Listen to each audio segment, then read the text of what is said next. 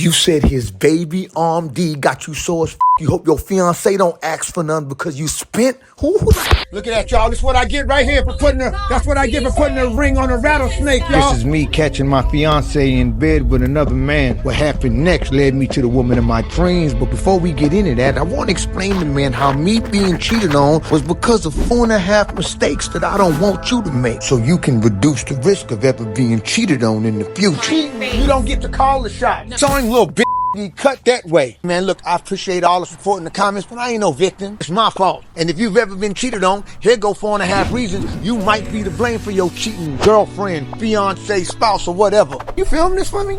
For my YouTube channel. Reason number 1 I blame myself for being cheated on is with undiagnosed people. Look, family, if somebody tell you that they think they got ADHD or bouts with depression or high anxiety or bipolar disorder or any other mental health condition, but they ain't never been diagnosed by a licensed mental health professional, they ain't trying to deal with their own dysfunction. So you ain't got no business trying to deal with them either. When you settle for self-diagnosis, you normalize self-diagnosis. Boss! Whoa! Sorry, fam. Sorry about that, cuz. My bad. A lot of the dysfunction that you see on the internet today is just self-diagnosed basket cases who don't understand how they supposed mental health conditions might be affecting their relationship, might be hindering their progress in life, might be at the root of their forever multiplying body count. That's a word. Boom! But if he, she, shim, sham, look, I don't know all the pronouns like you, but if whomever ain't getting professional help for their mental health challenges, your marriage got about as much chance as Ocho Cinco in a battle rap. Folks put the pussy on a pedestal, then want to cry victim after the fact. Self-diagnosis is just psychological cataract, and that's about as crazy as Stevie Wonder driving a Cadillac.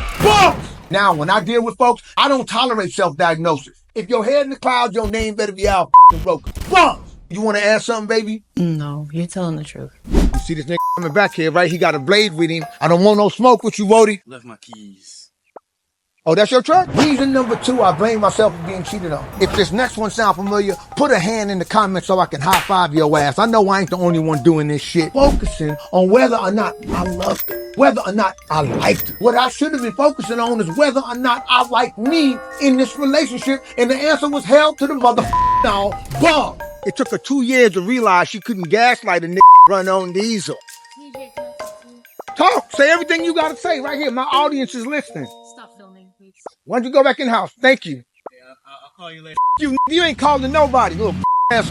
Reason number 3, I blame myself for getting cheated on. And please, type this in the comments if you've ever made the same mistake. I ignored the fact that I felt way more at peace when she wasn't around. The minute she stepped out the house, my blood pressure would drop like a newly married interracial couple credit score. But I consciously chose to ignore the change in my energy whenever she wasn't around. I was so much calmer and happier. But in hindsight, what I realized is I didn't prioritize peace when I chose my fiancé. I just want to spoon that fat ass. I prioritized a big booty, so I shouldn't be surprised that I'm getting shitted on. Pause. Real talk, I'm lucky I ain't get her pregnant because the woman's leg is like a parachute. You open them up quick enough, life is damn near guaranteed. If y'all are feel...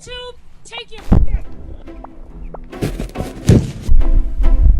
Man, if y'all feeling my content, man, share this shit with folks who could use this information and save themselves from all this riffraff. You heard me? Reason number 4, I blame myself for being cheated on, and a lot of folks ain't gonna like this one because they don't want to accept this about themselves. I blame me for fronting and denying the real me. Baby, why don't you take off your glasses and let them see your eyes?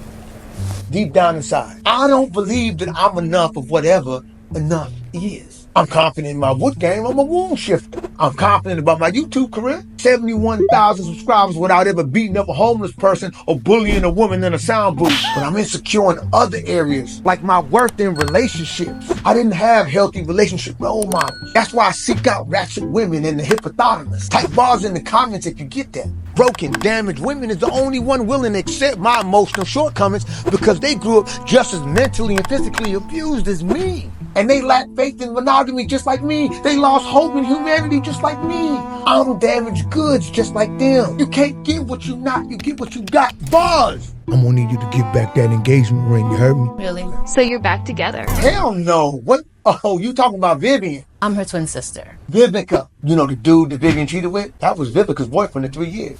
And we were just helping each other through a tough time and decided to get married. Put a ring on it. And to save money, we decided to keep the same wedding date. Gotta save that money. I love you, baby.